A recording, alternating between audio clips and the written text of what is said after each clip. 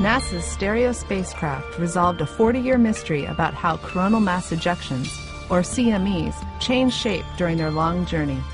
With new data processing techniques, Stereo scientists have succeeded in continuously tracking space weather events from the Sun's ultra-hot corona to the Earth, 93 million miles away. A CME is a huge magnetized cloud of electrified gas, or plasma, that bursts out of the Sun's atmosphere.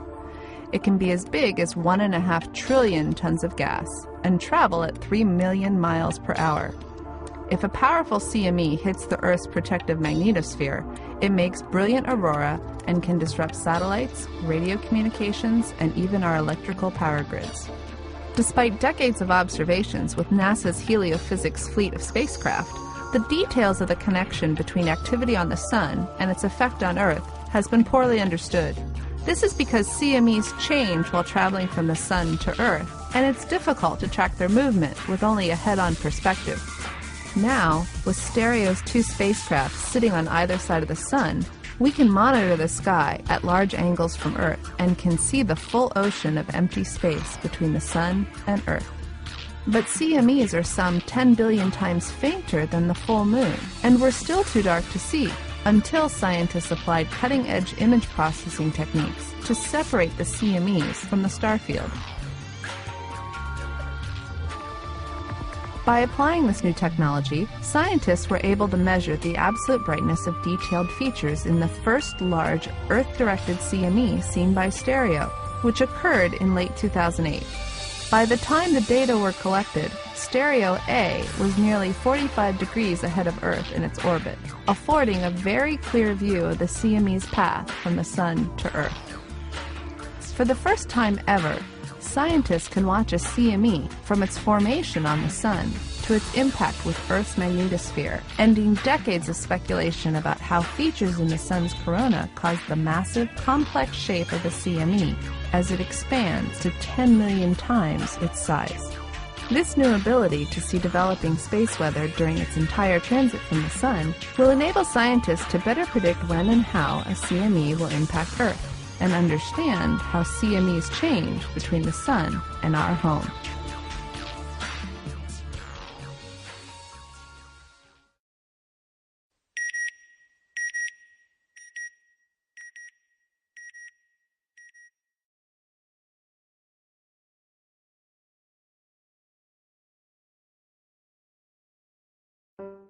My name is Noah Petro. I'm a research scientist here at the Goddard Space Flight Center, and I'm also on the LRO Project Science team.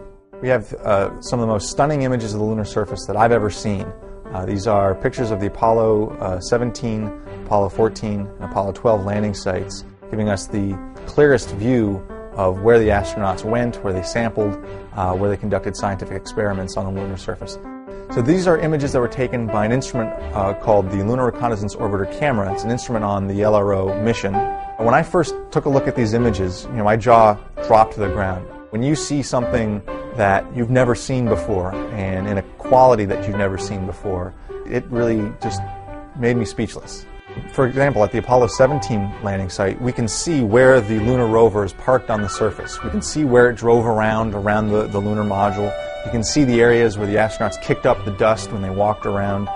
You can see some of the experiments that were left behind sitting on the surface 40 years ago, and you can see where they are, still sitting there on the lunar surface. These are some of the most amazing images of the moon that I've ever seen, because they really put into sort of a really cool context of what was done back during Apollo.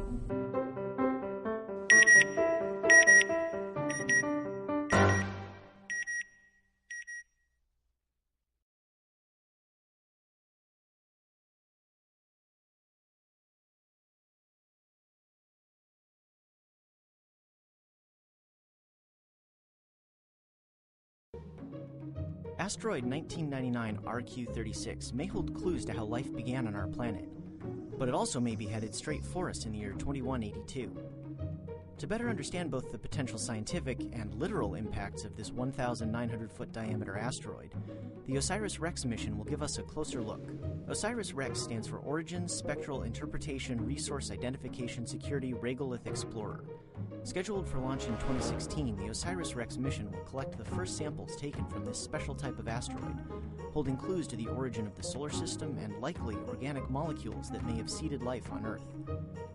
Researchers will examine the RQ-36's orbit, explore its regolith, and examine the composition and potential for resources like water and metals. OSIRIS-REx will collect samples that will be useful for decades of future research. Once the samples return to Earth in 2023, scientists will be able to potentially reveal how life started on the planet.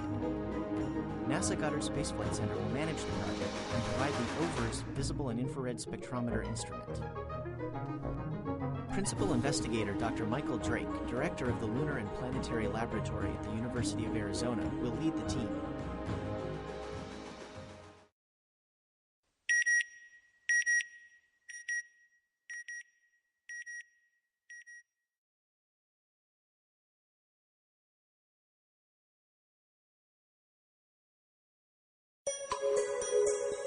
What's up for September?